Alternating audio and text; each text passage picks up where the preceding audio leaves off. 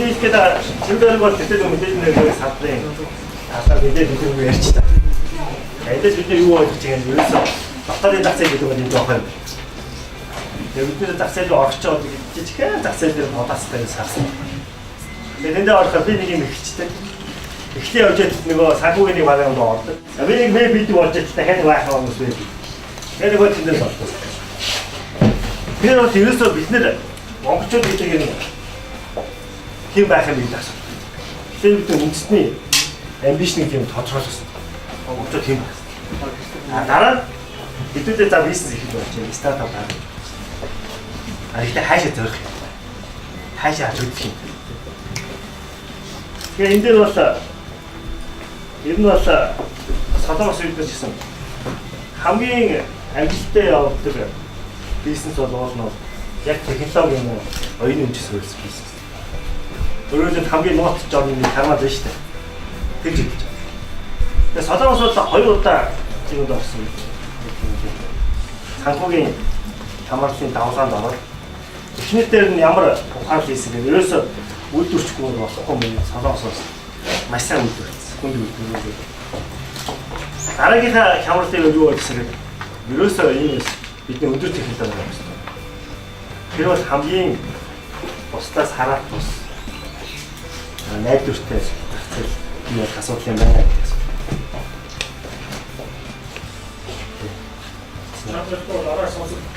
За энэ юу мань гэдэг. Тэгээд заашаа. Тэгээд үгүй яг энэ дээрс та анзаарсан бол 2010 онд Startup Nation гэдэг ном гарсан. Тэр бол Евренерийн түүхээс сэтгүүлсэн. Монгол орчуулганд гарцсан байсан тийм. Гэтэ орчуулганд зөв тарсан 2 шачуул явсан. Эндээс юу гэхээр Евренер бол стартап үндэстэн болчих. Яаж ихэд стартап хэмжээнд нь явж байгаа нөгөө бизнесээ тодорхой хэмжээнд ахиалгарлаа зарчиж байгаа. Дараагийнх юм байна. Тэр бол монголчууд их тохиомжтой юм байна. Яг монголчууд бид цөөхүүлээ. Цөөхөл авах учраас том хэмжээний бизнес эрхлэхээр хүн ууч юу хэцүү шүү дээ. Тэгвэл ерөөсөө эхлээд гол санаагаа кармач юм нэлээд томруулсан гутаа зарчи дараагийн юм болоо тийм. Нөгөөдөөс монголчууд бас хойд юм байна тийм. Нэг юм тууштай. Тэгэхээр технологи инновац гэдэг нь би ярих гэдэг юм. Инновац гэдэг нь өөрөө суур ойлголт нь болохоор тийм гэдэг томор сэтгэг багаар ихэд маш хурдан том. Ерөөсөө зарчим дээр тийм ээ. Тэгэхээр бид их том ихтэй нэг том болдог байна.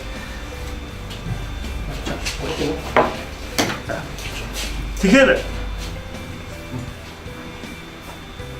одоо бид нар тэгвэл технологи гэж бодож байгаа бол хаашаа явах гэдэг ямар технологи яриад байгаа гэдэг асуудал шүү дээ.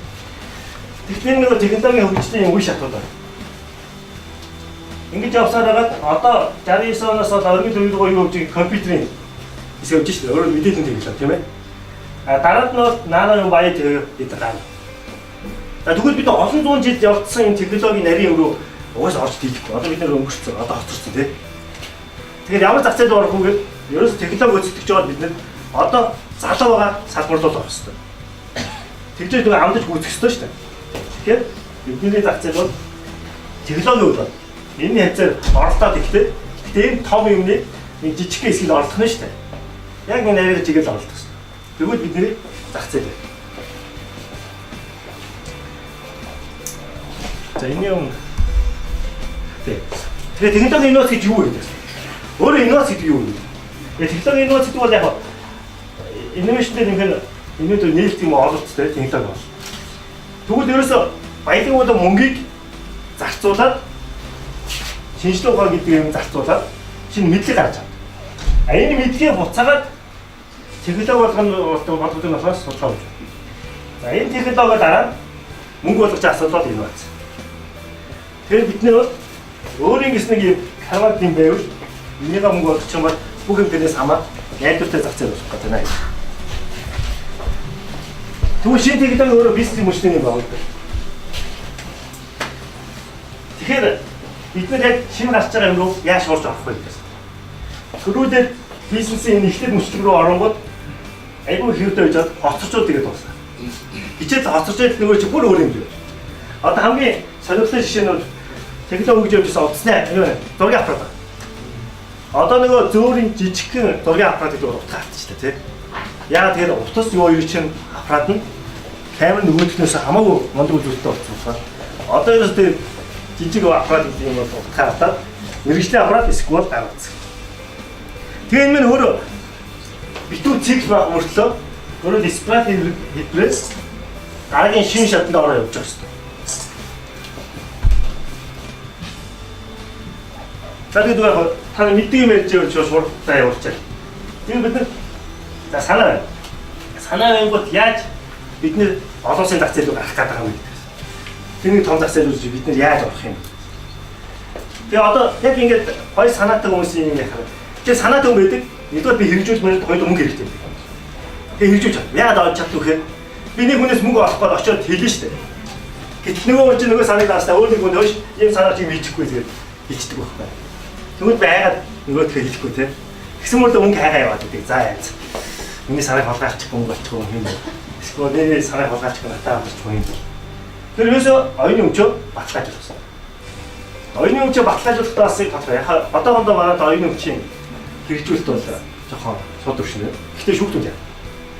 Хамгийн аздаг юм оюуны өмчөө баталгаажуулах мэдүүлэг өгөхдөө өөрийнхөө хийсэн санаагаа яаж тодорхойлох үйл явдал байхгүй.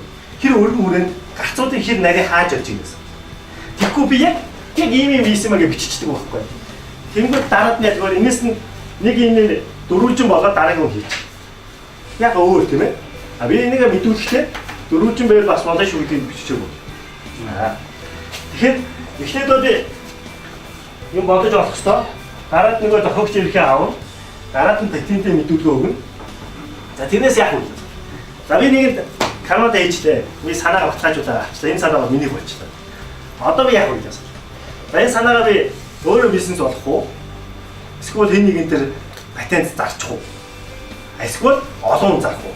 Лицензийн гэрээр так гэж өгөх үү? Тэгээд тэрнээс зах зээлээ яаж харцаас хамаарал эргээд тэрнээсээ би ашиг өгдөг явах хэрэгтэй тийм ээ. Гэтэл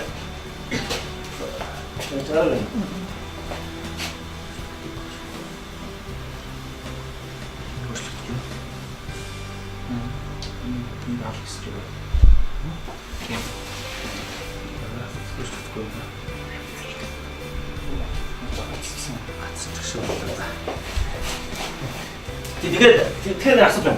За технологи гэж нэг юм байна. Технологи юм эсвэл шинэ юм ингээд бодоод сууж яадаг нэг юм байна. Гэтэл бизнесмен биш байна. А гэтэл бизнесээр болохоор технологи гэдэхгүй тийм. Тэгээ энэ хоёрыг холбосон ямар хүмүүс хэрэг нэг антрепренер хөтөлбөрөд явж иж нэг бол технологио сайн ойлгодог бизнес хүн байх ёстой. Эсвэл бизнес ойлгодог технологи хүн байх ёстой. Тэгээд танд хэлээд байгаа тэр бизнес хүн байвал одоо жоохон технологи таатай юмнуудыг ойлгодог болоод хүмүүсийн шинэ санаа хоёр надад жоо бизнес болох их хэвээр. Эсвэл нөгөө нь жоохон бизнес талаар явах хэвээр. Эсвэл би чадахгүй бол би нэг бизнес би чаддаг үнэ. Энэ хамгийн тод жишээ яасан гэхээр 70 онд Америкт Бэд-Олын акт гэж гарсан. Тэрний өмнө яасан гэхээр бүх нөгөө судалгааны ажлууд улсын санхүүжилтээр хийдэг гэсэн байна. Америкийн засгийн газар тийм. Тэгмээ бүх патент оюуны өмчөнд засагтаа хөлөрчлөө. Засаг өөрөө төмөлж хийж байна. Баахан патент оюуны өмч таасан. Тэнгүүтээ Бэд-Олын актад юусэн гэхээр улсын төсвөр санхүүжилтээр судалгааны ажил хийсэн гэсэн үр дүнг тухайн институт нь өөрөө юм уу профессор нь өөрөө дахин зарцуулах хэрэгтэй болчихж байгаа. Тэнгүүт MIT дээр бүх профессор бизнес болоод гарцсан байна. Компани байна. Тэрний ихэнх буцаад нуурсан. Яасан гэдэг нөгөө бизнес биш байхгүй. Бизнесмен биш те. Профессор аягүй гоё мод профессор аягүй мод нээцтэй миний Канада аягүй гоё оюун юм чинь те. А гэхдээ бизнес биш. Тэгэхээр тэрний дараа entrepreneur хөтөлбөрөд нь явж байгаа. Тэгэхээр ийм хоёр шал тэс өнцөө хоёр юм хийж холбох хэрэгтэй болж шүү дээ. Тэгээд дундаа болсон. Нэгээс бол нэгдээс бол R&D гэдэг байсан чинь сүүлийн R&D гэдэг болсон. Research and business гэдэг байна. Нэгээс бол технологи дамжуулах гэсэн. Одоо Монгол туучин технологи дамжуулах гэдгийг ойлгох үүнийг ойлгох гэсэн компани юм уу яамдууд байгуулсан тэрийг үгүй зүгээр гэрээд ажлыг холбож өгөх гэрээ байгуулж өгөх гэсэн. Одоо жинхэнэ утгаараа ихтэй сургуулиудаар байгуулагдаж байгаа зарим албан асуудал байна. Тэрний сүлжээ үүсчиж дараад нь олон улсын сүлжээгээр холбогдож бид нэр илүү их нөгөө оюуны өмчөө цааш нь гаргах боломжтой болж байна. За тэгээ энэ бол ойлгомжтой тийм ээ. Стартап одоо яг технологи юмч болж байгаа юм хөвгөө шатууд явж байгаа. За тэгэхээр санаа байгаад тэрийг зах зээл рүү гартлаас энэ олон дэмжлэгүүд хэрэгтэй. Гэтэл Монгол энэ дэмжлэгүүдийн бүгдийг бас байг байсан. Би яг гүйцэтгэхэд надад баг хэрэгтэй тийм үү? Гэтэл ялангуяа энэ бол хэцүү. Төрүүлээд нэг шигдсэн хүмүүс байхгүй учраас би хэнийг харж хинээс үзье авч хинээс хаашаа явах уу гэж байна. Network руу холбогддог бол хэцүү. Гэхдээ network гэдэг нь саяын оюуны өмчийн технологи дамжуулалтын сүлжээ байна. Дээрээс нь яг мэдээллийн технологи нарийн бизнесээр сүлжээ байна. За тэгээд санхүүжилттэй бол түрүүн шинжээр ярьсан. Инхээс. За тэгээд цаашаа явъя. Энд нэг юу вэ? Энэ яг та дараа харна. Өөрөөр сая үе шатуудад энэ бүх дэмжүүд хэрэгтэй. Одоо мэдээллийн технологийн үндэсний парк гэж байна. 2002 онд байгуулагдаад мэдээллийн технологийн чиглэлээр стартап компаниуд боёжуулах гэдэг шүү дээ. Гэтэл ямар үйл ажиллагаа гэсэн нь зүгээр түрээс үйл ажиллагаа. Энэ бүх дэмжлүүд үзүүлсэн чинь тэр дотор чухал.